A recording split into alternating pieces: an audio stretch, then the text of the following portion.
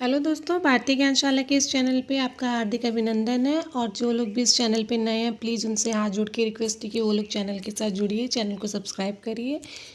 और आज हम बात करने वाले हैं अपनी एजुकेशन प्लान की मतलब हम अपना एक स्ट्रेटजी बनाने वाले हैं कि हम लोग को बीपीएससी टीआई 2 इट मीन जो सेकेंड फेज़ की वैकेंसीज आई हैं उसमें हम लोगों को मिस नहीं करना है।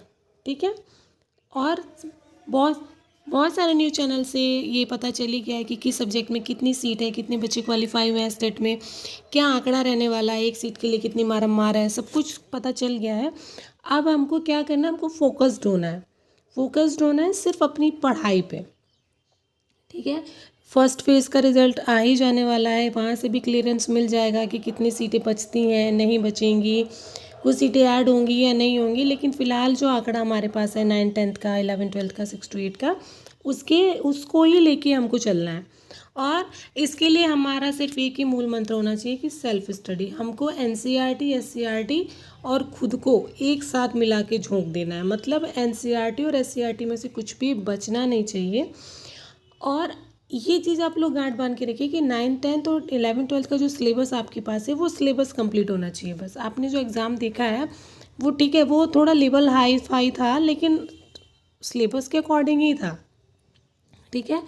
और अब जो चीज़ें सामने हैं उस चीज़ पे हमें सिर्फ यही करना है कि एनसीईआरटी, देखिए अगर आपका एनसीईआरटी क्लियर है तो एससीईआरटी में आपको बहुत ज़्यादा टेंशन लेने की ज़रूरत नहीं है, specially for maths student, because चीज़ें वही होती हैं। ऐसा कुछ नहीं है मैथ में कि एससीईआरटी में अलग है, एनसीईआरटी में अलग है।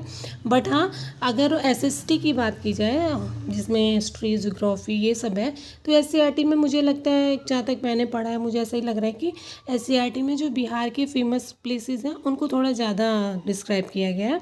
अदरवाइज चीज़ें कॉन्सेप्ट, मान लीजिए इतिहास तो बदलने वाला है नहीं। हाँ, बस इतना है कि बिहार का जो योगदान है वो एससीईआरटी में ज़्यादा दिया गया और एनसीईआरटी में सब चीज़ों को लेकर लेवल करके चला गया।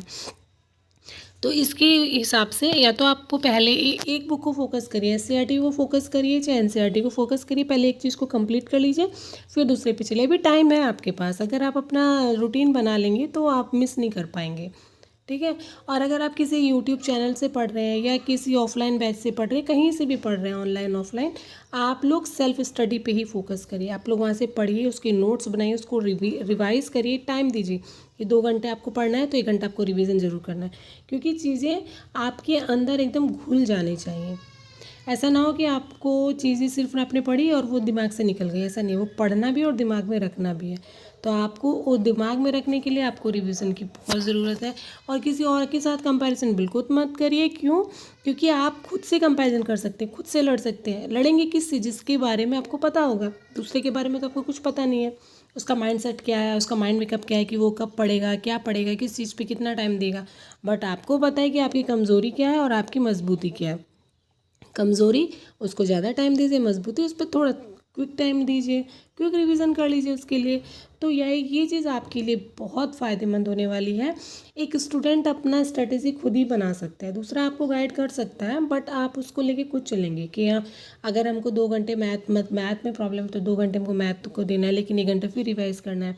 40 नंबर के लिए अलग से पढ़ना है, 80 नंबर के लिए अलग से पढ़ना है। तो उसको 40 और 80 का डिवाइड करिए रेशियो पहले, और टाइमिंग भी करिए। ठीक है। अगर वहाँ राष्ट्रीय आंदोलन है तो 2-3 दिन आप राष्ट्रीय आंदोलन को देंगे और डेली एक बार फटाक से उसको देख लेंगे तो वो आपका कंप्लीट हो जाएगा। तो आशा करती हूँ कि आपको ये सब चीज़ें पसंद आई होंगी। तो प्लीज़ वीडियो को लाइक और शेयर करिएगा। बेस्ट ऑफ लक, मिलते हैं नेक्स्ट।